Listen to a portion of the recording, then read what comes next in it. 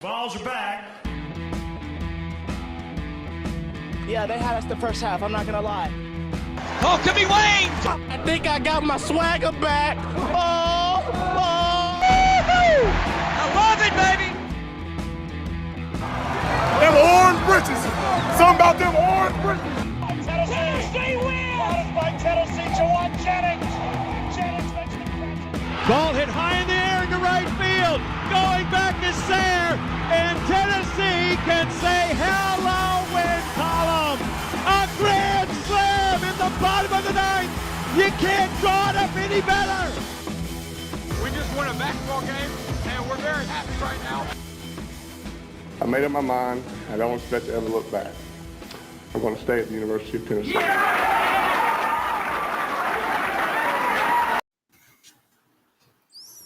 Reddit bit to do, and welcome into More Important Issues. It is Sunday, November 7th. Things feel all right in the world. We don't have to go another 365 days of Kentucky being the winner of the beer barrel. That's just tragic, and things would have gotten back to normal quicker if Tennessee had taken care of business last year, but it's good.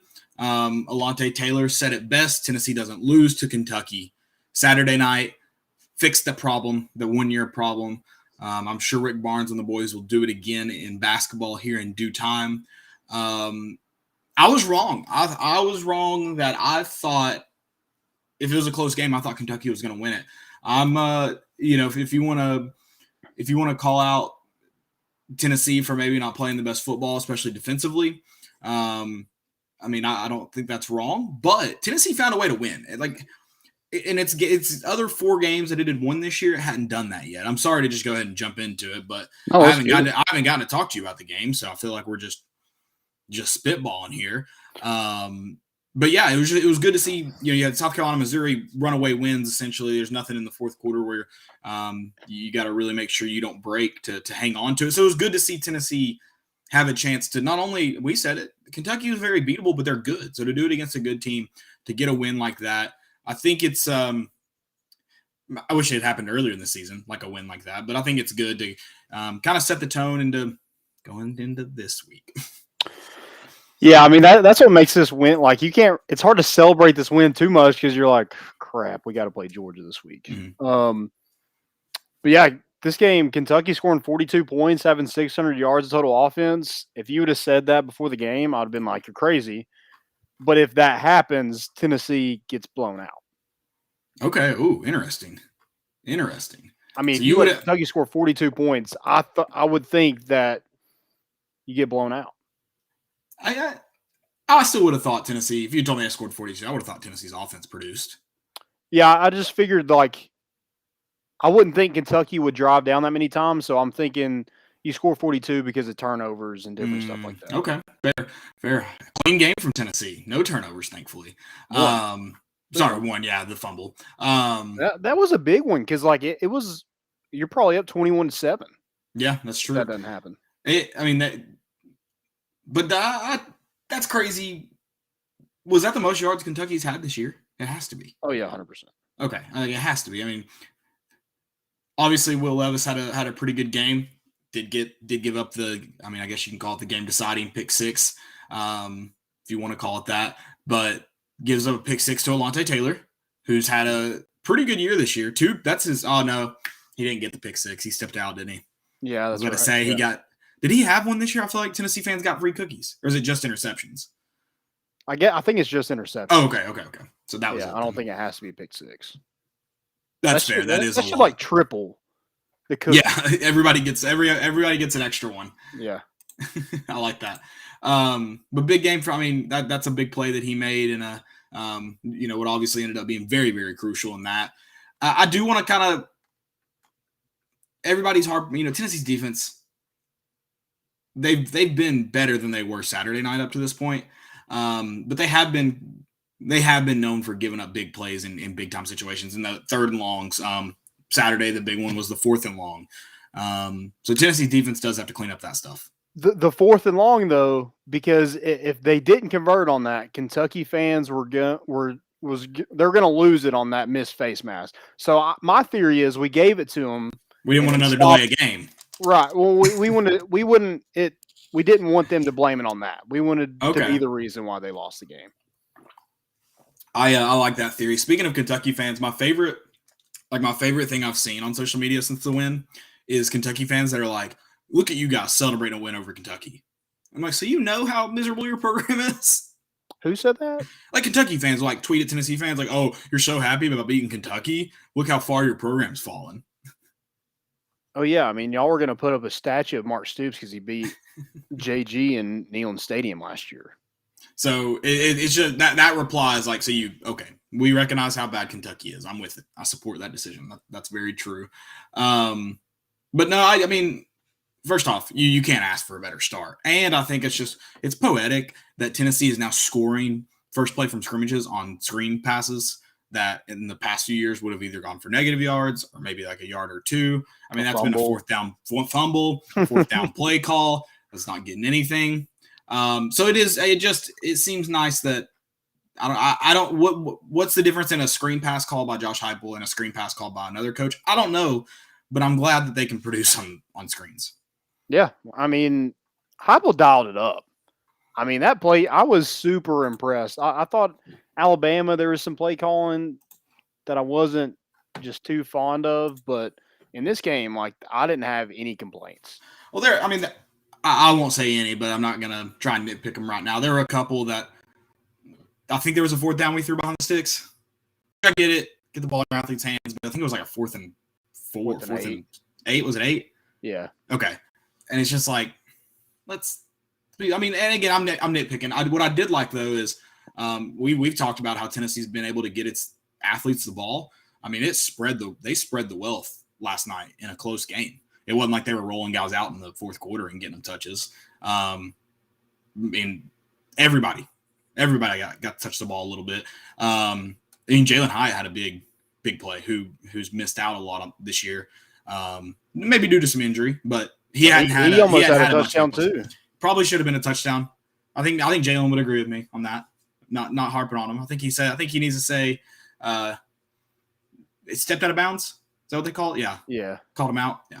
So, but I've been very, impressed with the play calling. That Kentucky first off, shocking that you gave up 42 points to Kentucky. I think a lot of people would, like, national, not necessarily Tennessee fans, would say they would, like you, are more impressed with this Tennessee offense this week because that Kentucky defense is their unit. I mean, that's the unit that should perform. So scoring 45 on Kentucky is kind of the same surprise as getting 42 scored on you. Right. Yeah. What was the over? It was like, 50 something? I don't know. You all said it hit pretty early on. I didn't. Right. I wasn't going to place that over bet, so I'm really not even sure what it was. Yeah, I mean, especially when, you look at 2 years ago and it was 21 or 20-17 or 17-14, something. It was something like that. Super low scoring. And Kentucky just hasn't been able to really put up points this year. So, like you said, but Tennessee gave them they had 99 plays. Right. Tennessee's longest scoring drive was 2 minutes long. The rest of them were under a minute. Right. Which is funny that you mentioned time of possession because apparently that was a talking point on the broadcast last night. I'm glad I went to a bar to watch it. Did you guys listen to the broadcast? Oh yeah, it was terrible. I mean, they wanted Kentucky to win so bad it wasn't funny. Well, every time they talked about it, I saw a tweet about the time of possession. They just kept talking about it. And it's funny. I mean, a lot of people and we even talked about it. I thought Tennessee would probably want to do a better job of time possession if they wanted to win this game. I mentioned that and on Thursday, but you had abysmal time possession if it's a stat you want to focus on, and you still found a way to win. It helps that your offense is scoring in those short amount of times that they have the ball. Right. I mean, again, just super impressed with Hendon Hooker. I mean, he is if he plays those first 2 games, I don't think he's in the Heisman finalist. But I think he's definitely probably mentioned.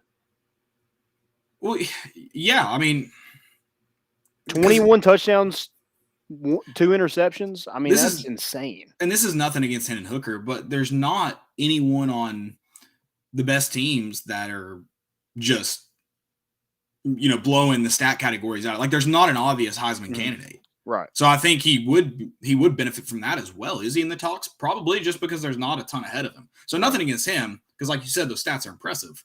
But I also think it would play into his favor that there's not an obvious Heisman winner playing this year. Yeah, and another quarterback we face has a Heisman game. Will Levis was terrible against Mississippi State, and then we let him look like Tim Tebow. Yeah. And props to Kentucky because they did exactly what Tennessee's bad at. They went in the middle of the field, and they did the quarterback draws, and they ran it right at Tennessee and forced Tennessee's linebackers, Tennessee safeties to make plays. And, there's just not – I don't think there's a ton of talent there. I'm not trying to downplay the athletes on this team, but like Jalen McCullough, Aaron Beasley, Jeremy Banks, Trayvon Flowers, Salon Page. I think all of them would agree they did not have their best game on Saturday. No, I agree. I think so too. And I think another thing that it goes back into just how thin this team is. You're not spelling those guys, and obviously it's going to hurt them if they're out on the field a lot. Right, and you can't really replace them because you have no one to replace them with. Christian Charles would be one that would probably be pushing. He's injured. So there's just a lot of – and then at linebacker, there's really no one behind those three guys. No. And I'm sure we'll talk about recruiting. Tennessee's got to address a lot of needs in this next cycle. Linebacker, I think it's one of those you go out and offer every single linebacker in the country and hope you land see 10. what happens. Yeah, hope you land 10 of them. That's a big need that you mentioned middle of the field. Tennessee's just not been great in the middle of the field. So why? Probably because you lack the linebacker spot. Yeah. And we've talked about it. We've been impressed with Jeremy Banks, but his weakness is pass defense. And that's not good when you don't have anyone around you to kind of help. Because, going back into some linebackers that have been really good at Tennessee recently, probably the best in recent history was Austin Johnson or Alexander Johnson. And he was not great in pass coverage, but he was spelled by guys who kind of helped him make up for it. Tennessee doesn't have that on their roster right now. Yep. I do want to talk about another guy that impressed. I don't know if we've completely flipped to the defensive side of the ball, but Jabari Small. And big game from him when you needed it because Tyron Evans battling injury still, I guess. Not 100%. So you needed a big game from him. And that I was going to ask you what your favorite play was. I don't know if I'm sure it's an offensive play this week. Jabari Small's touchdown run. That was, first off, he looked explosive. I don't think we've seen like him hit his hole and explode out like he did in that play. And then that juke, that was just, and his that was a video game juke. It was so sudden. Like it looked like in a bad, like the CW All-American when they like try to dive in front of somebody and like it was obviously just terrible acting. Like it looked like it was so sudden. It looked like that. His shoulders, man, all in the shoulders. And that dip was beautiful. Yeah. It was perfect. I love it. Yeah, Tennessee has to get healthy at running back because Jabari Small went out with an injury. Tyron Evans re-injured that ankle. And then you saw a lot of Jalen Wright in the second half. And you haven't really seen him since Pittsburgh, second half of Pittsburgh. I honestly don't know. Maybe, yeah. So, Tennessee's got to get healthy there. I thought getting Cade Mays and Cooper Mays back was huge for that running attack. What do we run for? 145 yards. Pretty good, especially when you look at how you only ran 40, 50. Was. Yeah, you only ran 50 plays. There's not going to be a ton of touches in a game like that. Which again goes back into it's impressive that they were able to spread the wealth and the amount of snaps they had. We thought they'd try to target Cedric Tillman. They did. I saw the tweet before the game. You had Velus Jones on a tutty. I think you had 150 yards. Right? I had 120.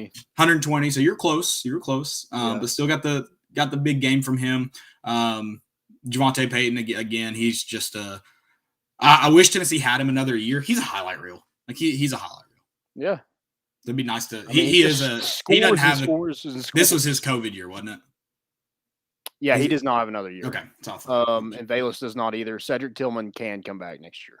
Okay, but big game from the wide receiving core that they seem to get better every week, which is going to be huge going into this next week. Yeah, no, Jeremy Pruitt never had a guy just running free.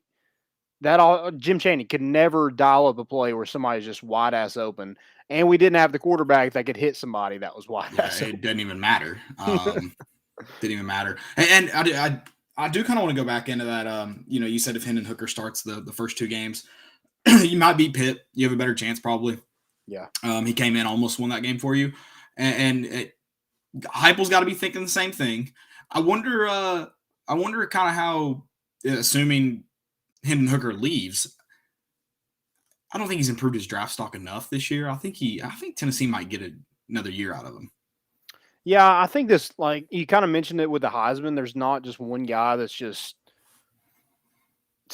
like set himself apart. And I don't think there's just a clear cut like, oh, that's the top quarterback in this draft class. Yeah. I mean, maybe it's Matt Corral. I think people have Malik Willis too, but those 2 guys weren't like a Justin Fields and a Trevor Lawrence. Like, there's a huge drop off with this quarterback class. So even if he is up in the top 10 or whatever Mel Kiper has him as, just his development in this past year, that only gets better, right? I mean, and maybe like you said, going back into the Heisman thing, maybe this not being a loaded QB class, maybe that does push him towards the NFL this year, because he may just kind of he may benefit from lack of, just quality and quantity around him at his position. But I mean, I think he can improve that draft stock too, because yeah. What's he going to go? He's going to go to the NFL. He's not going to be. I highly doubt he's going to be a starting quarterback his first year in the league. So if he's sitting behind him, wouldn't he rather play at another like? I think it depends. I mean, it depends where that draft in the quarterback class now. I mean, I think it depends on a lot of things. I think if the good news is, I don't think it's a situation where he's like, I can't get any better at Tennessee. I don't think it's that situation. So I think there's definitely potential he returns. Another guy that I'm thinking, like, maybe we've benefited a little bit that he's been hurt, and that's Tylen Evans. Like, he can come back too. So I mean, if he was blowing it out of the water like he was at the first of the season, you're like, oh, he could be on his way out. But there's not a lot of tape on him. No, absolutely not. And that, like you said, college, so. Yeah, you may benefit from that. It'd be good to get him and Jabari Small back. If you have those 3 guys back next year, I know we're talking. I mean, the season's not even close to over because Tennessee's probably going bowling now. If you get those 3 guys back, the kind of core of your offense, well, obviously you're leaving out the receiving group. That would be huge for Tennessee, because I think a lot of people are worried about the QB room next year, which you should be. And then, should be worried about the QB room next year on top of Tennessee's defense. Not right now. You can't tell me Tennessee's defense is going to get better next year. Mm-hmm. So, listen, I have faith in Tim Banks. We'll see if Tennessee can figure it out this week against Georgia. I mean, that be a blowout. I was just so dumbfounded because, like, we talked about it on Thursday, exactly what Kentucky was going to do. Mm-hmm. And that's exactly what they did. They're going to target Wando Robinson 15 times. And it's probably more than that. He caught 13, so they probably threw it to him 20 times. And then they're going to give it's Chris Rodriguez or Wando Robinson who's getting the ball. Mm-hmm. And Tennessee just really didn't have an answer. But when you needed to have a stop, that defense made a stop. You got one. That's all that matters. I mean, that pick 6 was huge. The 2 sacks by Byron Young to get us the ball back was huge. Even though we didn't score, but it still killed enough clock where it was do or die for Kentucky at that point. And you got their offense. You got yourself off the field. That's the big one. We saw it with Tennessee's offense. I don't think they're ever going to change their pace of play or anything. If they didn't do it this week, don't see them doing it again or ever. Sorry. So literally just getting yourself off the field is massive. Sure, a drive that ends in a field goal with your offense on the field, your offense about to come out and probably do more than a field goal, that's good. But if you can get them off the field faster, sure, you're probably gonna be back out there in a minute, but at least they don't have the ball. And if you're not going at that pace, Tennessee doesn't get 3 points right before the half. No. I don't think, maybe Ole Miss is the only team in the country that probably gets enough plays in place to kick a field goal there. Yeah, and that's refreshing that, and I'm sure it's all analytics. Like, we have the ball, we got to go score. It's the analytical approach rather than the, I think most coaches would run the ball and get off the field. Just, I mean, sometimes that may be the right thing, but when your offense clicks like Tennessee, you need to try to get points every single drive. It was good to see Josh Heupel be aggressive there. Yeah, absolutely. And I think 3 of those catches went to Cedric Tillman. So, yeah, that's definitely Tennessee's go-to guy. And he deserves a ton of credit this season. I mean, he went up and he put that guy on a poster last night. Yeah, he was. And I think he got the touchdown right after that, too. Yeah, well, I think what's weird about him, I think he was in our starting lineup, but we didn't think he would be getting the amount of targets he is just because, like you said, this offense is all about finding the guys in space. Mm-hmm. And he's not someone that's just going to run behind people all the time. He yeah, doesn't have that speed. He's but sure-handed. He does get open. He gets separation, not necessarily always behind the defenders, but he does find the right spots. And and it boils down to, this team obviously clicks with Hendon Hooker. The receivers are obviously, outside of the Alabama interception, there's not been a lot where it's just like, oh, they are not on the same page. And the way this offense runs with trying to find that space, receiver and quarterback have to be on the same page. And they've been on. I want to see what the touchdown to completion ratio for everybody in the country. Javonte Payton has to be like the top of that list, right? He has to be. We can go look at what he's at right now. He's not. He had a ton of catches this year, but yeah, he finds the end zones, the checkerboards, even this week. It's usually like he has 14 receptions, 6 touchdowns. That's pretty impressive. and he's not a goal line guy. That needs to be mentioned too. He's not a goal line guy. Yeah, it's pretty much all big plays. Yeah, like I said, highlight reel. He's a highlight reel. Play number 1. Another thing that defensively, going back to the defense, you just got to tackle better. I don't know if it was someone mentioned you got to wrap up better this week. Yeah. I don't know if it was just cold and, they're going against a offensive line that's pretty good, pretty physical, but yeah, it was just not great. The linebackers, I know Jeremy Banks, we said he'd have a ton of tackles in this game, and he did. But, if he doesn't miss some of those, he probably is up to like 20 tackles, right? Yeah, I think he had 13. We kind of mentioned with it how good – nobody wants to hit Chris Rodriguez for 4 quarters. No one wants to have to tackle him 22 times. And that does benefit Kentucky there. Have a hard running back like Chris Rodriguez. There's a reason people don't like playing in the cold. Mm-hmm. There's a reason for it. And every time Will Levis ran, I was just praying somebody would just – I don't want him to get hurt. I'm not saying that. But, make a quarterback feel it. Make him regret pulling it. You want to make him not want to run it. Well, and It's like going kind of back to that Pitt game. Credit to Pickett for continuing to make the plays. When Tennessee got him, somebody got him on the blind side one time. I was like, oh, that's going to help us out a lot. He's not going to move around as much anymore. He stayed in it. Mm-hmm. So credit to him for that. But that anytime you can get a big hit on a quarterback, try to make them rethink their decisions. Yeah. That's what you want to do, especially if it's hard to get turnovers on them. But yeah, if you can hit them once or twice, quarterbacks are going to think they're not going to be so sure the next time they go taking off. There could have been a lot of tackles for loss that ended up being like 2 to 3 yard gains because the first guy couldn't wrap up. Right. Especially this week, you need TFLs. You need to get that offense going backwards, get the ball back, and hopefully Josh Heupel's going to have to have another one of those where he's just on it. Yeah. What's it's that? The best defense in the country. What's that video? I'll play it real quick. You got one. Yeah, I got a little clip. Oh, do you? What is this?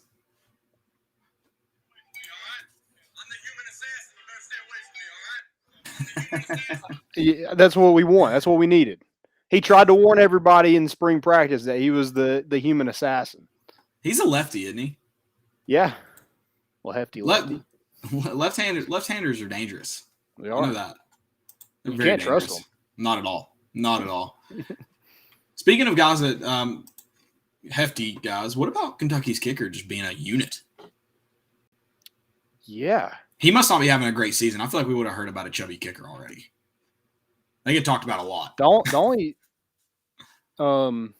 what's his last Ruffalo? Yeah, because I was like, he's Mark he's the Ruffalo's Hulk. out there. Yeah, he's the kicking. Hulk's brother. Yeah, Mark's out there kicking tonight for Kentucky. Well, if Mark was better, Kentucky would have at least tied. Right. They might have won because they were probably close to field goal range. When was that? And they didn't roll it out there for him. So sorry, Mark. Yeah, it would have been like a 56-yarder, I think. Just long in the cold, but yeah. And he had missed like a what? 49, 50 something. Yeah. I don't know what the attempt was. But yeah, he's so yeah, Mark Ruffalo, thank you for the win. We appreciate it. Yeah, appreciate it. Thick Mark Ruffalo. His name is Matt, so it's M. Ruffalo. I thought that was funny. Yeah. I think it's Matt, something like that. There's an M in there. That's right. Speaking of kickers, guys who impressed, I want to talk about guys who impressed. I'm going to go away from Tennessee for a minute. Did you see where San Diego State's punter had his third 80-yard punt this season? Damn. And it was net 60 because it went to the end zone. Is he kicking it like over people's heads or this one was over someone's head by like 10 yards. It landed, I want to say it landed about the 20, so I want to say it was about 60 in the air and then bounced into the end zone. I mean, it was out kicking your coverage is something, but when you're out kicking the return team, that's something else. Oh, that's beautiful. And I think he's probably mad. He's like, we could have downed that. I could have had an actual 80-yard punt, but I think most coaches would be happy bringing that ball out to the 20. Why doesn't the returner just like stand on the goal line and then just run up? Yeah, it's got plenty of hang time too. You have plenty of time to adjust. So,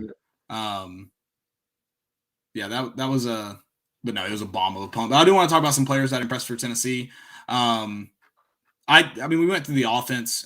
My big one, I thought Jabari Small had a great game. That touchdown was good. Anybody I know we've kind of discussed them throughout. Anybody that stood out that you feel like you need to mention either again or? I mean, dude, there's got to be a lot of fan pages for Hendon Hooker, but I mean, he has surprised the hell out of me, and I'm sure a lot of this fan base. Oh yeah, me too. And I mean, a lot of people I think were just impressed with his skill set. And I think that, we talked about that probably made him better than Harrison Bailey coming into the season, just that he had more to draw from. I think everyone was right. And, that his arm wasn't going to impress like Joe Milton's, but he's just been, and I mean, beyond just having talent, he's been efficient and he's played clean football for the most part. Mm-hmm. Yeah, somebody else that impressed me, I thought Theo Jackson had a pretty good game. Had 11 tackles, 3 pass deflections. He was on Wandale Robinson a lot. I know Danico Slaughter was also. I know Robinson had a good game but when that's the only guy they're targeting, I thought he played pretty well last night and had some nice deflections.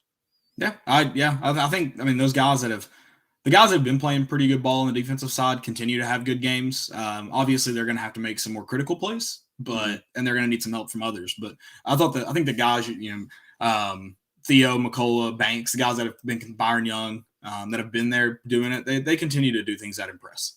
Yeah. Another guy for me, Alontae Taylor. I mean, how demoralizing is it for a team to have bulletin board material for something he said earlier in the week and then him absolutely back it up with a pick six? Yeah. I didn't think that's what's funny is like his comments weren't super aggressive. I mean, obviously, like you said, bulletin board material, but I think it's funny his comments weren't super just like, oh, yeah, he wasn't dogging him. I mean, he just spitting facts. But no, I think that was everybody's first thought the moment he touched that ball. Yeah, the moment he did. I mean, loved that. Great break. I mean, that it was to Wandale Robinson again. So, like, I mean, fool me 13 times, but that 14th, we'll get you. We'll get you on number 14. Don't worry. Yeah, we'll get you. I mean, Will Levis had too good of a game to not make a mistake. Like, he was going to make a mistake. And you got, 18 incompletions? Again, they had 99 plays. Yeah. What's crazy about Tennessee's not been able to just take advantage of mistakes like that this year. So that was good to not only have a guy make a mistake, but then you go and completely you get a 7-point swing on that mistake too. That's huge. And Chris Rodriguez had cases with the fumbles this year, but he held on to it. last night in the cold. Yeah. So Yeah.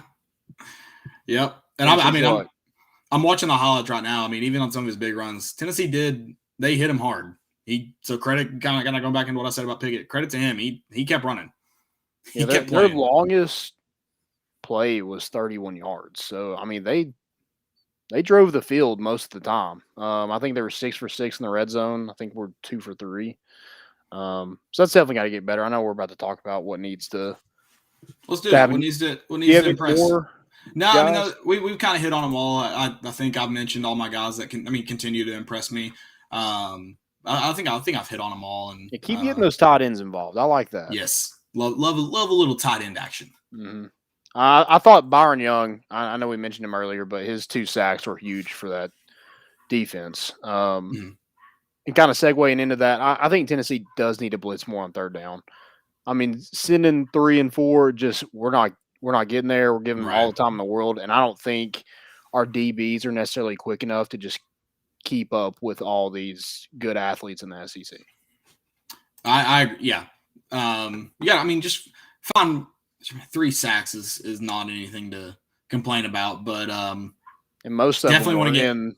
I think all 3 were in the second half. Yeah, late in the second half, and that's kind of been Tennessee's problem all year. Got to find a way to get to the quarterback and take away some of those big play opportunities. Mm-hmm. Like that 4th and 24. Like, don't give him time to sit there and throw it. Yeah, especially how well he's played that game.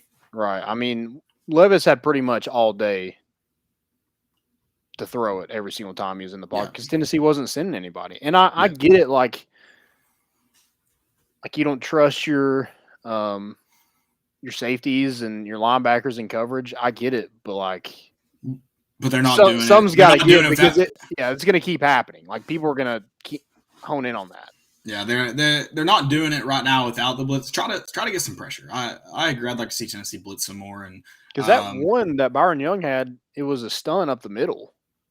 Like he went around and got to Levis, and that's what Tennessee needs is a better pass rush. So again, freaking offer all those pass rushers too in the country and see who you come up with.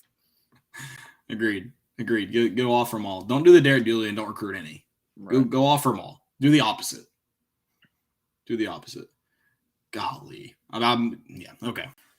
Honestly, some of these plays are making me mad that I'm the 4th and 24. That was horrible. No, it's not great, and Tennessee's got to. Fan base had seen too much of that. I mean, there was some flashbacks. You're like, holy crap.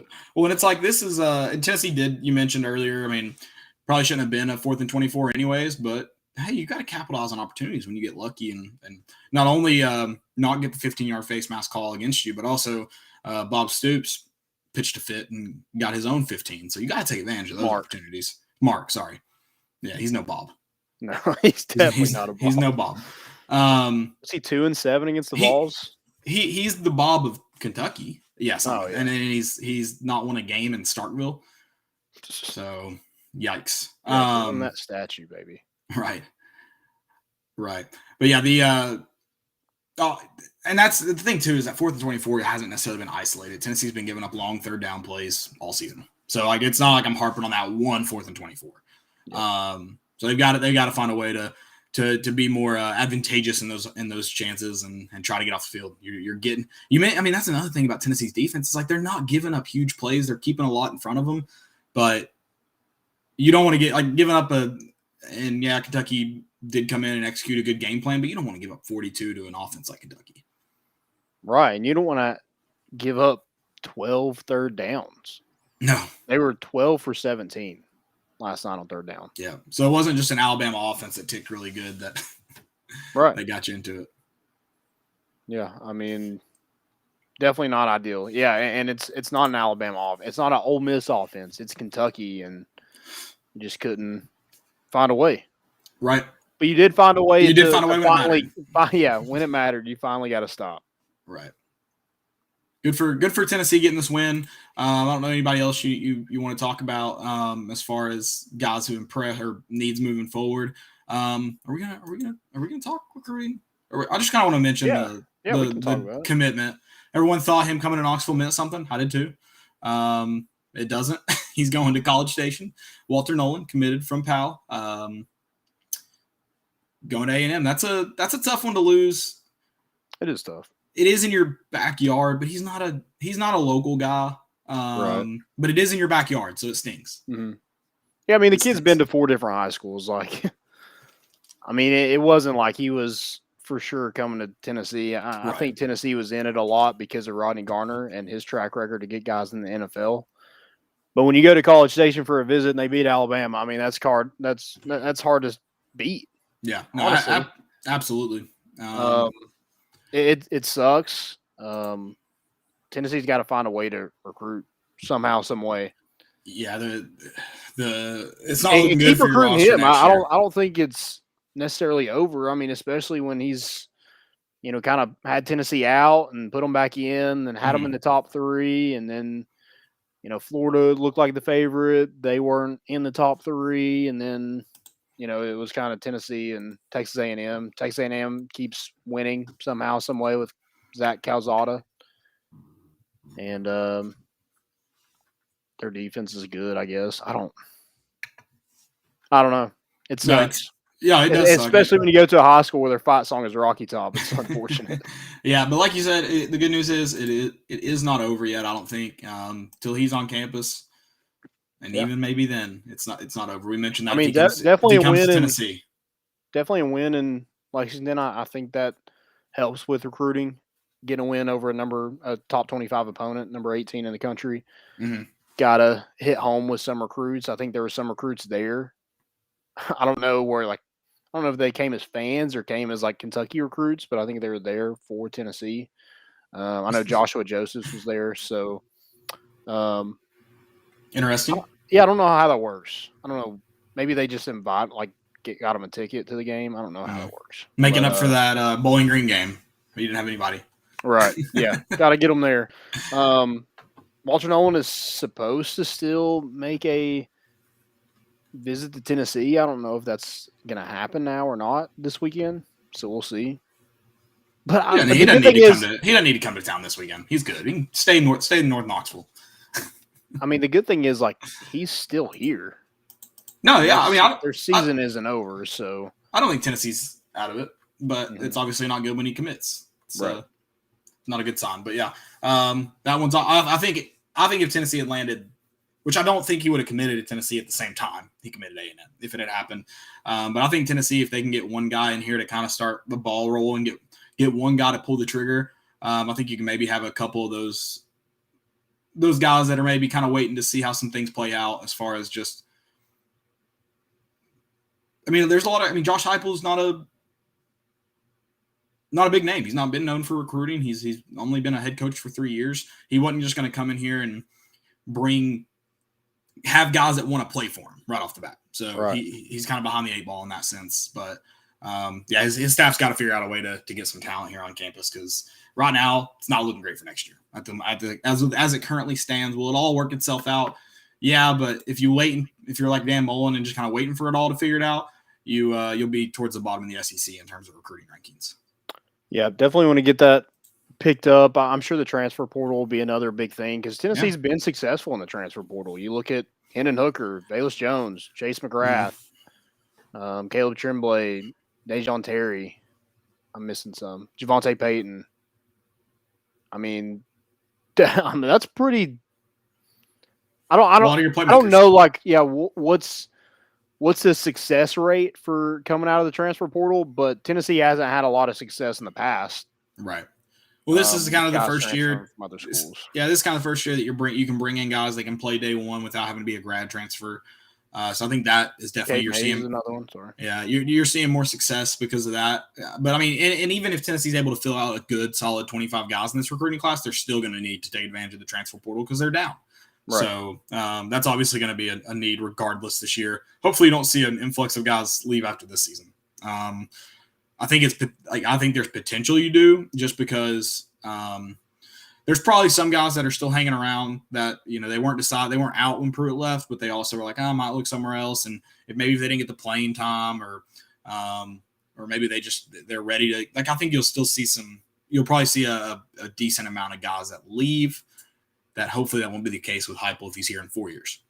Yeah, and I think that's just going to be the new norm in college football. Yeah. Like, you're going to get 5 or 6 guys probably leave every single year. But can you replace those guys with some guys with, even if it's not starters, quality depth? Right. Because that's what Tennessee needs desperately. Is it's like they're a little bit healthier now. I think that bye week came at a really good time. And I hope this week we are not just depleted after the Georgia game, because I know it's going to be physical. It's going to be tough. Hopefully we can finish these last 2 weeks in stride, get to 7-5, and then we got a whole month until bowl game. Bowl game. Well, hopefully. You got to beat South Alabama or Vanderbilt. It is homecoming on CBS this week. If you don't beat those two, are we firing up the hot board again? Yeah, no, for sure. I'm sure some people are. Oh, I am. If you lose to Vanderbilt or South Alabama, that's an automatic. Yeah, definitely, especially this season. How many points? Someone asked. Who's that? The Stone Chisel asked how many points directly related to the transfer portal. Well, I mean, Hendon Hooker has 20 touchdowns. Yeah, Javonte Payton has 6 touchdowns. And then the points that came from Joe Milton were also transfer portal points. Yep. So a lot of points have been every field goal extra point kicked by Chase McGrath. So yeah, a ton of points. I'm seeing people talk about Yellowstone. Stop. No, I'm not looking at Twitter. Nope, can't do it. Don't pull up Twitter. Stop. Gotta stay off of it. Georgia this week though. I want to be cautiously optimistic, but I also kind of just want, like, being a fan is fun because it's fun to be just like, it's fun to kind of have these hopes that are probably unattainable. That's the fun part about being a fan. Mm-hmm. I'm an average viewer of every other college football team. I can watch them with optimism. As a Tennessee fan, I'll say it. I think Tennessee wins this week. Not really. As a fan, like, you're hoping for it, is what I mean. Oh, like, there's definitely hope. Like, I hate going into games thinking, like, knowing Tennessee's going to lose. And even though I think Tennessee may lose this game, I kind of want to put on the orange goggles and just do it and just ride with them. I mean, that definitely, we're excited for the tailgate. Very excited for the tailgate. Speaking of that, ETSU homecoming this weekend, a lot of fun. Great tailgate. It was fun. Better than ours? No. But that might be biased. I don't know. I'm not a third party. It was fun. It was a lot of fun. I had a great time. Great homecoming weekend. Yeah, if y'all want to come tailgate with us, come on. All are welcome. Yeah, I can't. Should wait. Be a fun one. Glad it's not noon. Yeah, it's a in between. It's not a night game, so you don't have to do it all day. I know, and I'll be home in time. My wife gets antsy, so I if you're that way too, I get it. I like to tailgate all day long. Raven gets antsy at all day tailgate. She doesn't see me at the tailgate. She was all in. Not the Ole Miss one. All in. She's all in when she gets there, but like she's like, oh man, it's a 7 o'clock game for 12 hours. Yeah, like it's an all day thing. I'm like, you're fine. When you get there, it's fine. Yeah, that's the fun of it. All day. Yeah. That's the fun of it. We'll be there probably about 9 o'clock, ready to go. So come on, hang out, stop by. We'll probably have plenty of food. We'll do it. We'll do the thing. Yeah. So come hang out. Let's talk some basketball this week. Barnes and the boys starting off the 2021-2022 campaign against UT Martin. I think you're going to get a taste of Tennessee's kind of true basketball right from the start because they've got Villanova in 2 weeks. Mm-hmm. So I think it's going to be. I don't think it's going to be like a ton of weird like substitutions and like I think you're going to see at least for the first half. I think you're going to see a lot of what a rotation will look like this season.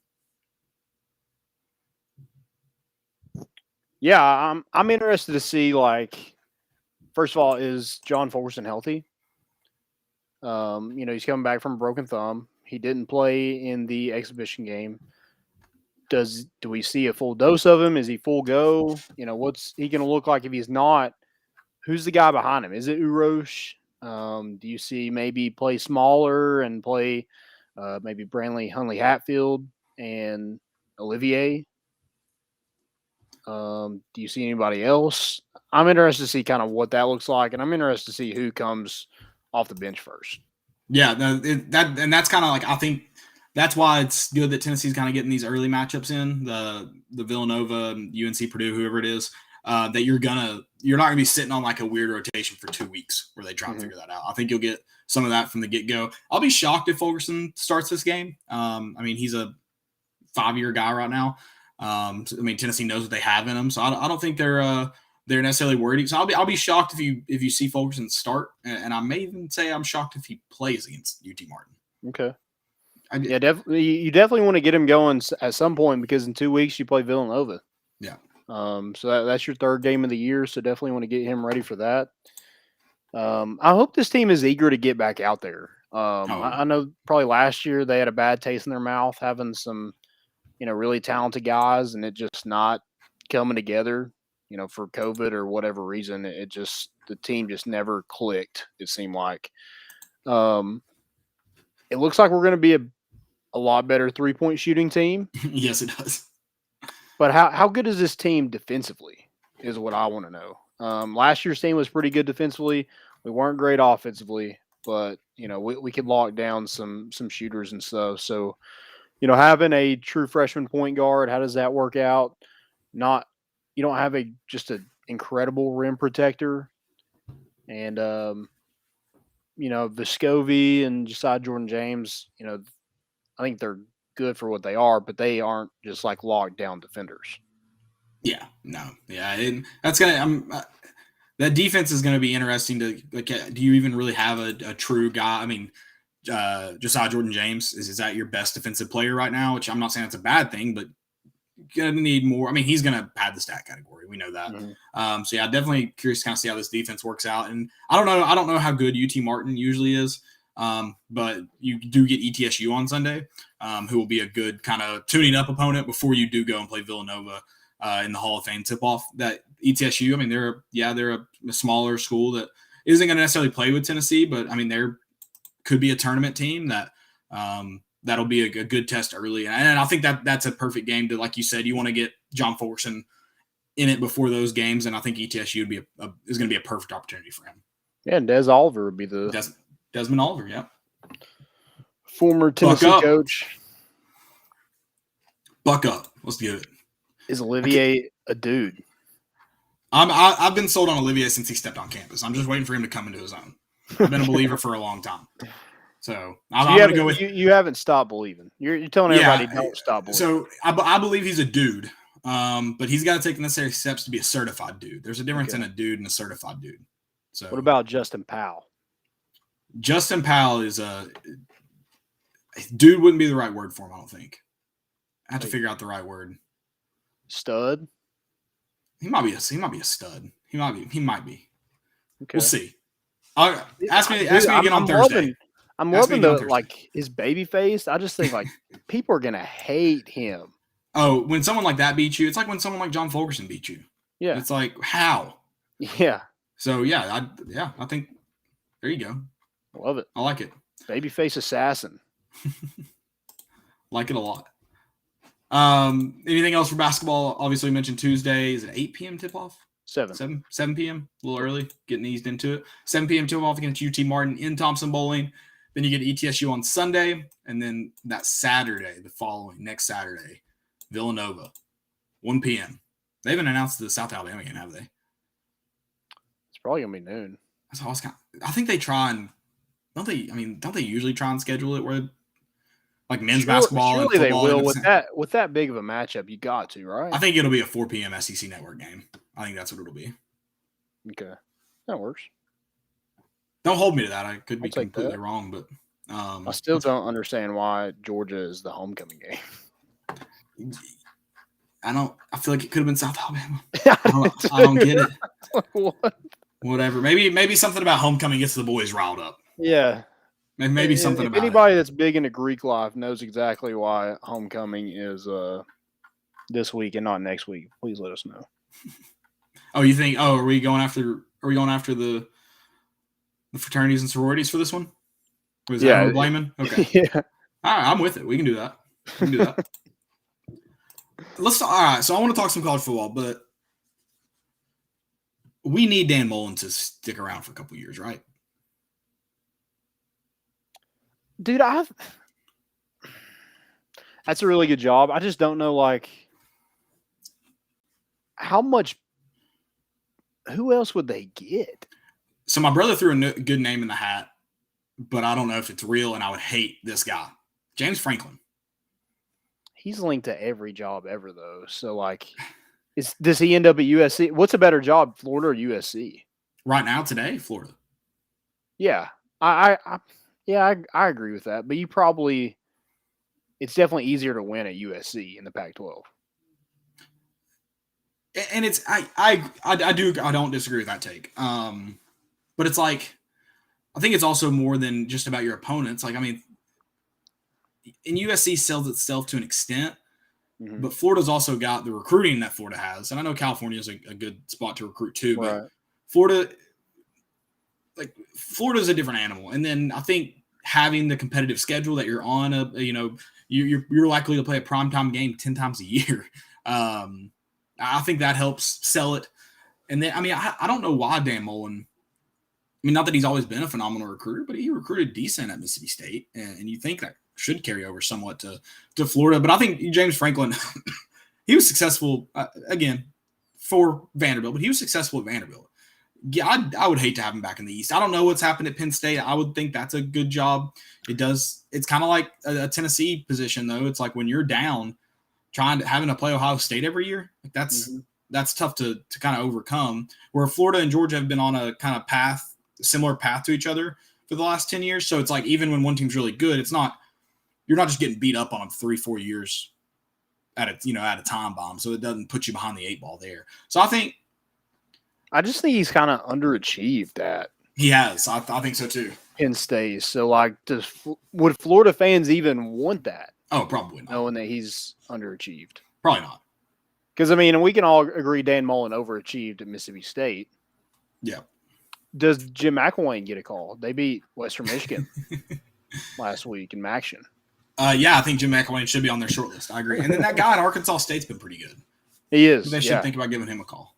Yeah, for sure. Can't remember his name off the top of my head. I think a guy that's, he's going to be linked to jobs until he takes one. I'm curious if, like, Jamie Chadwell gets a call this season. Would Luke Fickell be interested in a job? I don't know. It's so weird with them going PJ Fleck. He's another He just signed guy. an extension. Well, Matt Campbell. Well, I'm just mentioning all the guys. No, I know. And then signing an extension doesn't mean anything in my mind. But the Cincinnati one, Luke Fickell is just interesting because it's like his job is going to be a Power 5 job in a couple of years. You mentioned it when we've talked about him in the past. He is an Ohio guy. I don't know if that holds anything for him. But it's like, it's an interesting one with Cincinnati making the move to Power 5. It makes that kind of like complex to that sense. Does Coach O get a call?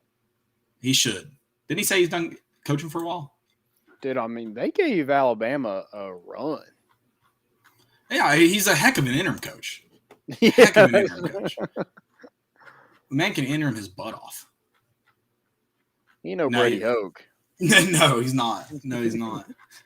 I if I could hire Ed Orgeron on an interim basis every single year, I'd do it. Yeah. Bring him in like game 5. Just coach like game 5 to game 8. Get some excitement back with him, and then bring your full-time guy back after game 8. Yeah. Keep everybody in the locker room on their toes. Yeah, anytime you pump them up. You lose a game, you bring him in. He's like the reliever. You got to bring him in. You got to. I think Tennessee should think about calling him for this Georgia game. Okay, I like that. Yeah, sure. I think they should check into that. Nothing against Heupel. Yeah, nothing against Heupel. Just see if we can work some magic out this week with an interim. Hey, I haven't called I love Tim Banks. Love what he's given this defense this year, but maybe get some extra help on. Well, let's be the new rehab facility for coaches. I like it. Rehabbing them all. Georgia just had their way with Missouri. I mean, we knew they were going to. You mentioned Alabama LSU game being a close one, and LSU is not only had a bad season, they're also just depleted right now. So That's shocking. It was weird, and like it wasn't like Alabama just. It's not like they had a bad game. Like looking at their stats, you're like, oh, okay, they killed LSU. They did only rush for 6 yards, which is wild. Man, maybe they did have a bad game. Now that I'm looking at it. Credit to O. Credit to Coach O. Entering him his butt off. Michigan State, I hate them. They ruined a 17 parlay for me. They're the only ones to lose. I had a money line. Oh, man. Yeah, that one hurt. Ohio State barely covered for me against Nebraska. Shout out, boys. No, they didn't cover. I thought they did. Did I take them money line? I took them money line. I guess I had to, unless I got them lower than I thought. But they were in that parlay with Michigan State. I don't know. Maybe not. Okay. Well, maybe I took them money line. I mean, Michigan State, I guess it was for this week for people to like solidify themselves in a college football playoff. Everybody just crapped the bed. I mean, Alabama didn't do themselves any favors. Having one loss, you would think they'd come out and want to just stomp LSU to make a statement. Michigan State, Ohio State didn't look great. Did it work? I mean, Michigan State losing potentially could be huge for Cincinnati. Yeah, Wake Forest lost. Could be huge for them. Which Wake Forest, I'm mad they worked themselves out of the conversation. I was just hoping they would kind of just mess things up, just be in it and mess things up. Right. That was my hope. But nope, couldn't do it. Had to lose to UNC. We talked about UNC's been playing good ball though. That game 58-55. I think they were up 18 Todd Chandler on UNC. Were they? Well, Todd Chandler rushed for 215 yards. So he had 4 touchdowns too. Love it. Good for Ty. I mean, Wake Forest. I mean, yeah, good for Ty. He looks like a different back than he was at Tennessee, but Wake Forest's defense gave up like 50 points to Army. So, yeah, not fantastic. Right. A&M, they're a weird one. I mean, if they don't lose to Mississippi State, they could be playing or Arkansas. Pick one. They could be playing in the SEC championship game. Who? A&M. Oh, but Alabama has to lose, right? Well, I'm saying it. Well, yeah, if Alabama does lose, they will be. I'm saying if they hadn't lost to either Arkansas or Mississippi State. Oh, yeah, they would be. They're in it. Yeah. That's nuts. Absolutely. That Ole Miss, did you watch any of the Ole Miss Liberty game? Didn't Ole Miss, wasn't it 27-0? Oh, okay. Yeah, I guess it was. Okay. I didn't watch that game. I didn't know how it ended up being fairly close. Well, they almost didn't points. cover because I think Liberty threw a pick in the end zone. Okay. As time expired. Huh. Or like with a minute left, and that ended the game. Yeah, gotcha. Apparently, Bill Peake just said Florida fired their DC and offensive line coach. When did that happen? That happened today? Grantham is fired? I guess. I'll look it up. I hadn't seen that today, but if it's happened since we started the show.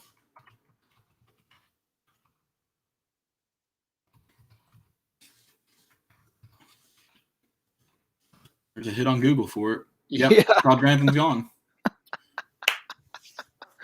They fired the one good thing about them.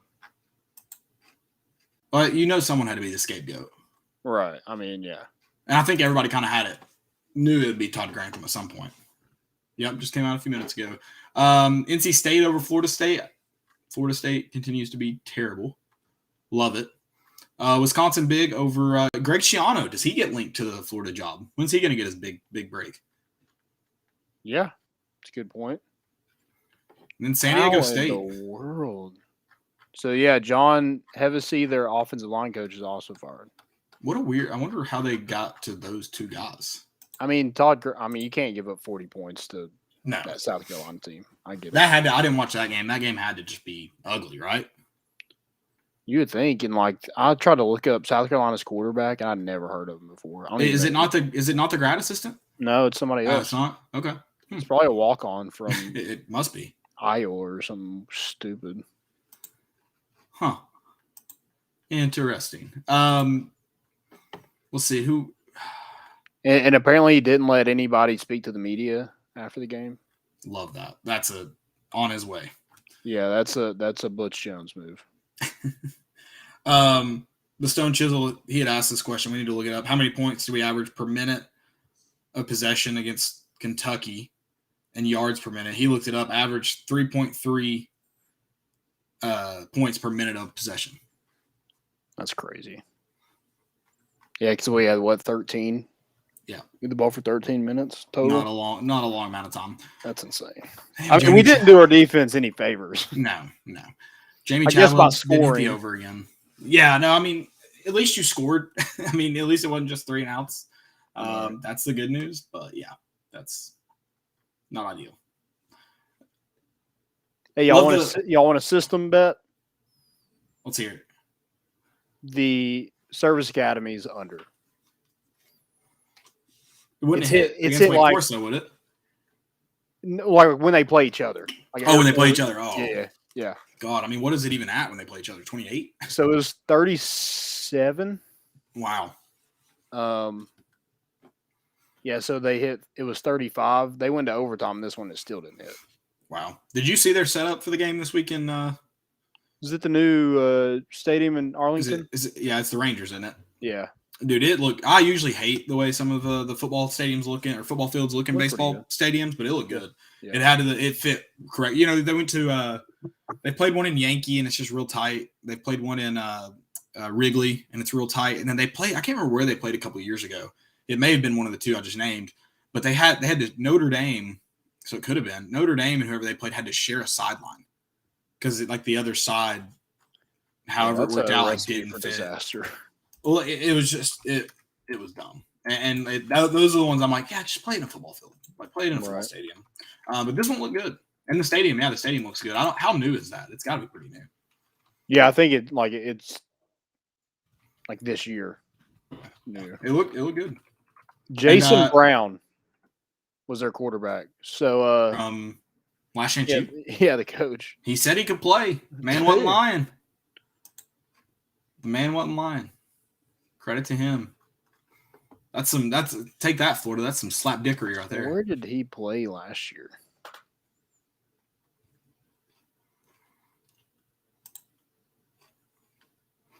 St. Francis. Was that a prep school? St. Francis, like college in Pennsylvania, is where he played. And then he transferred to South Carolina. So it was Wrigley that they had to share the sideline. It was Northwestern, though. And I don't think I want to say that can't be right. I'll have to look this up. But yeah, that's I won't say what I was about to say because I was going to be really dumb. But yeah, South Carolina rushed for 284 yards. I mean, Florida just looks insane. Terrible. Yeah, they do look. Well, they ran for like 300 yards against us, and they ran for an 82 against that South Carolina defense. Why can't we play Florida in November? That's what I want to know. We've been saying we want Georgia in November. They finally do it, and Georgia's having the freaking historic season they're having. That's our luck, yeah. Yeah, so we're not gonna. I don't think they're gonna miss any beats there. I don't have to worry about that. So that's the good news. Joe, do you like any games this weekend? See anything you like? I did enjoy the Wake Forest UNC game. I thought that was fun to watch. We all like points. Right. I just loved Florida losing to South Carolina. Dude, I couldn't believe that. Yeah, it wasn't close either. 40 points is awesome. Yeah. I love that. Man. No, that's a wild part is, I saw people start tweeting about it, so I clicked over to it, and I was like, oh, wow, this is a slaughter. It's not a close ball game that South Carolina got lucky on a play. Yeah. They just had their way with them. Was it a night game? Was it 7 o'clock? Yeah, I think it was. Okay. I think so. I don't know when it tipped off. Now I'm in basketball mode. Kicked off. Yeah, it was 7:30. So right, it was at the Tennessee time. I'm shocked. I was at Wild Wings. I'm shocked they didn't have that game on. Very shocked. Michigan State looked terrible. I think Purdue's quarterback, he's due for 536 yards. Why are they? Is Anthony Richardson that bad? I'm sorry, I don't know what you're talking about. He didn't play. Yeah. Is he that bad? Like, why is Emory Jones? I think still he was. getting He's hurt. He's still hurt. Okay. Could not play. Yeah. Jesus. Yeah. Just a weird. Todd Grantham fired. That's hilarious. But did Dan Mullen meet with the media or no? Yeah, he probably did. Okay. You never the moment the coach stops meeting with tells anybody to stop meeting with the media, he's done. Like Florida's just go ahead and accept their fate and fire him and move on, get the next coach, whoever that may be. Which they historically have gotten rid of coaches much quicker than most teams. Yeah, and like as a Tennessee fan, you're like, oh, they're like in shambles, but like we still can't figure it out to beat them. Nope. But I kind of want to see if Tennessee can do it next year against Dan Mullen. So, yeah, I want to find out. Don't get a new guy in here, re-energize recruiting, and don't do that. Don't do that to me. Don't break my heart. Please don't. In any other games? Oregon, I don't know if we mentioned Oregon beating Washington, staying in the college football playoff talk. That ranking is going to be interesting. I mean, did Clemson lose? Clemson beat Louisville, I think. It was an ugly game. I think they ended up beating Louisville by 6, I want to say. I can't find it now, though. I think I lost a big teaser, and the only one I lost was Florida. They had to win by 5. God bless. They're 18-point favorites. Yeah, should have been the case. I've been doing those monster teasers. Have you seen those? No, I know you talked about it on Thursday, but I hadn't done one yet. Yeah, it was like 13 points. I mean, the Titans just went up 7-3. Oh, nice. I saw they were down. Who scored it? AJ Brown? You got a same game parlay going on? Possibly. Yeah, just a wild over 100 yards, 1 receiving touchdown. But it was sprinkle a little something in there. Swaim. Yeah. It's a boring game. Did y'all watch the Packers-Chiefs game by chance? Yeah, it was awful. Yeah, the Packers look terrible. Did you see They covered. They did. Jaguars and Bills? No. Oh, God, no. It was 6-9. Oh. And they lost, right? Yeah, the Bills lost. Oof. Yikes. Is Urban Meyer getting is he preparing to come back to Florida? Ooh, maybe. Moving that home down a little bit farther south? Yeah, he don't have to go very far. No, that moving fee will be much cheaper than the past. Yeah, and I'm sure most of the girls in that area already know who he is. So exactly. Yeah, doesn't have to reintroduce himself. Yeah. Poking butts.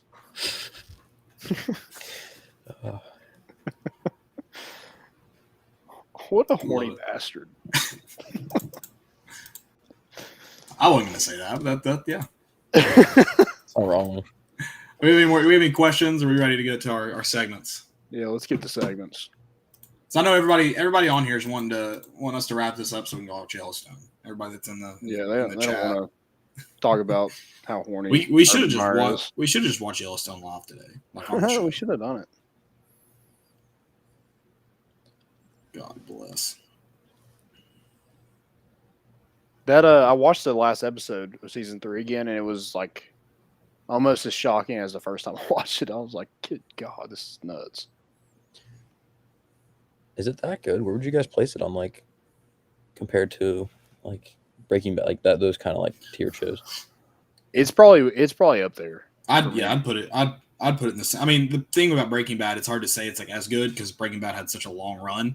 But as far as just like premise and like storyline, I would say it's like in that same category. It's not unless because they're doing like 2 spinoffs of it. So unless they like really just keep bringing it, then it's not going to be in that conversation for a while. I think it could end up like a national or like an international, like Game of Thrones is like insane, like popularity wise. Like I think it could be that if you're able to get some, like I think Tim McGraw and somebody else is doing the spinoff.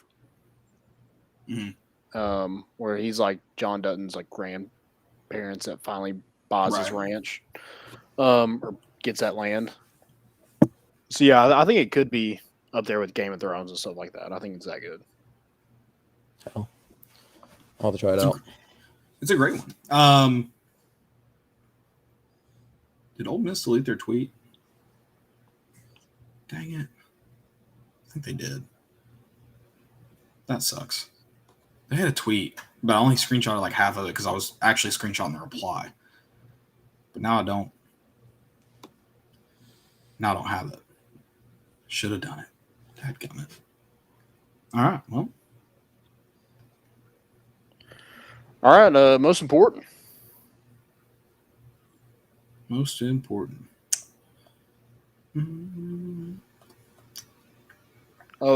Kentucky was 119-0 when they scored 41 points until yesterday. It's a little fun stat for you there. Good stat.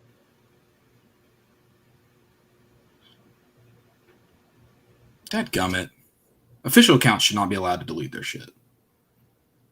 Screenshot, Yeah, man. Screenshots like last that. forever. Well, I screenshotted it, but like I said, I was getting the reply, so I don't have the full tweet, so I can't give entire context out. That sucks. I did delete a tweet though. That was kind of mean. It wasn't mean. It was just I don't know if everybody would have gotten the joke, so I deleted it. Do you want to say the good news about our fellow ladies on campus? Oh, yes. I meant to do that from the beginning. I got right into football, though. Tennessee soccer. SEC championship. First one since 2008. Fifth one overall, I believe. Big win against Arkansas. I mean, I think most people, if you had said Tennessee shuts out Arkansas, they would have been shocked. That's like in the talk is how much firepower that Arkansas's had, and they blanked them. Was it 3-0? 3-0, and Tennessee's goalie got injured during warm-ups, too. Dang. Yeah. Let them So have I was like, oh, that's great. The team that's probably going to score 5 goals and then goalie's out. This is fantastic. But no, Tennessee played good soccer and then capitalized on some mistakes and made some good offensive play. Ran away with it. They'll for sure be hosting they're like regionals and like something else. It's not super regional like baseball, but it's like the same style as a regional and then some other kind of regional. They'll probably, as long as they keep playing, they'll host both. Cool. Yeah, go support. It's kind of shocking that this team is, because one of their best players is a freshman. The other one's a junior. She had a good year last year, but last year was so weird. So soccer played, I think some other sports did this. They played like a conference schedule in the fall and then played like a non-conference in the spring. So this is really weird. Dang. Yeah, it was very strange like how they did. And I think the tournaments were in the spring. I know the men's were. Or I think it was. But very weird. So it's hard to, like, coming off last year, not a great season, but it's hard to gauge.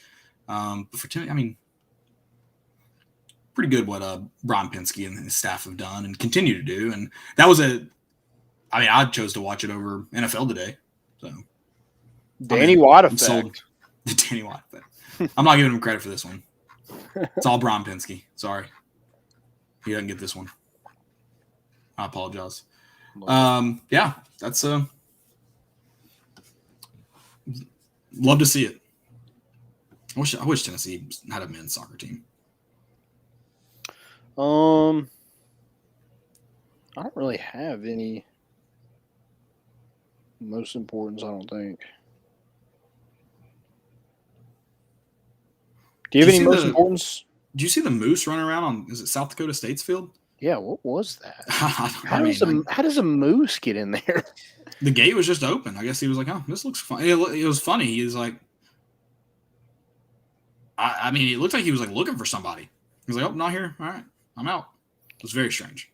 It was awesome. I love that. But moose are terrifying animals, by the way. You wouldn't fight a moose? No. I'd fight a bear before I fought a moose. Really? What? Yeah. Why are you so afraid of a moose? Dude, they're humongous. They're massive Like creatures. I've never seen one. Have you seen one in person? No, I've never seen one in person. Like how big? I've also like a grizzly bear, which would be like, I guess, like the bear equivalent of a moose, because moose are super aggressive too. Oh, really? Yeah. Like they'll like charge people. So they're like bigger than horses, right? I would say they're like the same size as a horse, but like aggressive. But they're aggressive and they have antlers. I'm sure there's some that aren't quite as big as a horse, but yeah, I think similar You got the right idea. You're on the right track now.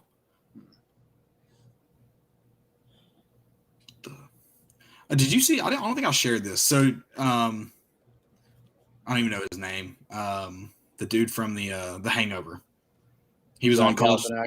No, the Asian guy. He was on College Game Day last week. Oh, what's his name? Ken Jong. Ken. Jong. K-E-N. Oh yeah. Not Kim Jong. Not Kim Jong. Fresno State. This was one of their players after the win. College Game Day, betting against us. Kirk, Desmond, I'm sick of it, man. Leslie Chow from Hangover, you picked us to win. Let's go. You're my childhood hero, baby. I love it. But no, that was a lot of fun. Really getting sick. No, I love that he called him by his character's name too. Leslie. I mean, that's how I know him as. I would have never known his name, but he tweeted it out. That's how I saw his name. I would have never gotten there ever. Oh, Chow Chow. That's such a great movie. Or a great series, I guess. That was he did say something on there about like he said like trans, and he was like, "That's her last name." ESPN, how dare you? Oh yeah. He's an electric factory. He is. I don't have any really most important. My most important was the SEC. Vols win the SEC championship. Joe, you got any? It's more of a trending, but if you saw the Jags Bills game today, it was like double Josh Allen. I don't know if you saw that. Like one of the linebackers was Josh Allen, so it was like I was watching the red zone and Scott Hansen was having a few because he had it was a pick, fumble, and sack, I think, or something like that. All Josh Allen against Josh Allen. It was like I don't know, it was ridiculous listening to Scott Hansen. He was getting so fired up, like as the commentator about like just making as many jokes about that as possible. Josh Allen. Seeing that didn't he went to Kentucky. He did go to Kentucky. That's right. Someone, I think it was PFT, tweeted Namagami because they're obsessed with scoregami. Yeah. He tweeted Namagami. Man, loved it. Finally found the Ole Miss tweet, so I can do my fail. So they tweeted out, if you have complaints about this result, send it to libertyfootball@liberty.edu. If not, please do not slander these young men or insult their family. So they're trolling themselves, essentially, because that original tweet came from Hugh Freeze about the violations. He tweeted, if you have facts about the violations, send it to compliance@olemiss.edu. If not, please do not slander these young men or insult their family. Good Lord. What a So you're trolling your own program at that point? They got fired. I mean, I guess it is the Ole Miss. I'm like, yeah, maybe that's a weird tweet to send. And then they deleted it, which adds on to my fail. If you're going to tweet it, just write it out. Just be confident in it. Yeah, it was a very weird one, though. Very weird one. I got a couple fails. My first one is the cops trying to arrest Braves pitcher Tyler Matzik at the World Series parade. Did y'all see this? I did, and I'm confused by it. Maybe you can shed some light. So they thought he was just like streaking through the like parade. Like they did think that? Yeah, they thought he was like a fan. And I get like they can't just have people just running through there. I get that. But like, don't you like kind of know these players? Dude, that goes back into, isn't that like an MLB issue? Like nobody I couldn't pick Bryce Harper out of a lineup unless he had that hair that he had for a while. Like nobody knows baseball players' faces. Well, it was funny. Like they were like putting him in handcuffs, and he's like telling them, he's like, guys, I'm with the Braves. I think they had to check his ID. And then somebody came up and he was like, yeah, that's him. he like undid it. He's like, I'm wearing my jersey. This is But like he was like one of the best pitchers in the World Series. I'm telling you, dude, I think it's been an MLB like social media problem for like a decade. They're like, nobody knows who these players are. They don't promote them at all. And it's not like football where they have helmets on. Right. So it's funny. Oh, you said you have a couple more? Yeah. So my next one's Tim Tebow. Oh, back? And he said it's the media's fault for not explaining to fans how Florida could have been undefeated going into last week. This is before the South Carolina game, so that makes it even better. But he said could really look at it saying going into last week, Florida had a chance to be undefeated. Now they are 4-4. It looks drastically different. I think it is trying to step back and understand the why. Sometimes in the media, they don't explain why. They just look at the results. He says, I think understanding the why, you're really one play away from beating Alabama. Okay, that might be true. You're a field goal away from beating Kentucky. I think they lost by like 7. So that's 4 or 5 different plays from beating LSU. I'm like, 4 or 5 different plays? That could be 5 touchdowns. You're 4 or 5 plays from beating everybody. I mean, it's just like they're 4-4.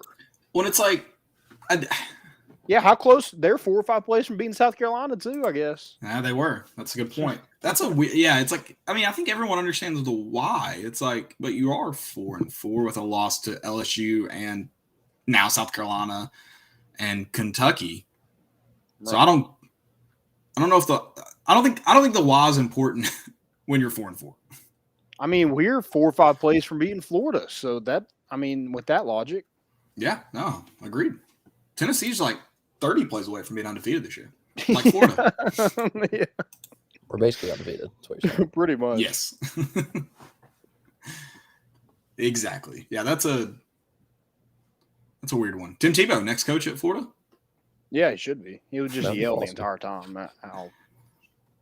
He would just give halftime speeches. That's literally what his job title is. I feel like that Tennessee needs that guy for this week. So maybe Tebow, get him on the payroll. Maybe. Yeah, sure. I like it. I have one more fail and I'm done. Virginia Tech punted on 4th and 6 with 4:47 to go, down 17-3. Smart. Against Boston College. I mean, that's... Did it go into the end zone? Come back out to the 20? Those are my favorite. When they're like, hey, we're going to win this field position battle. I don't know. I mean... And then have like a 20-yard you're down punt. 2 scores and you punt with 4 minutes to go?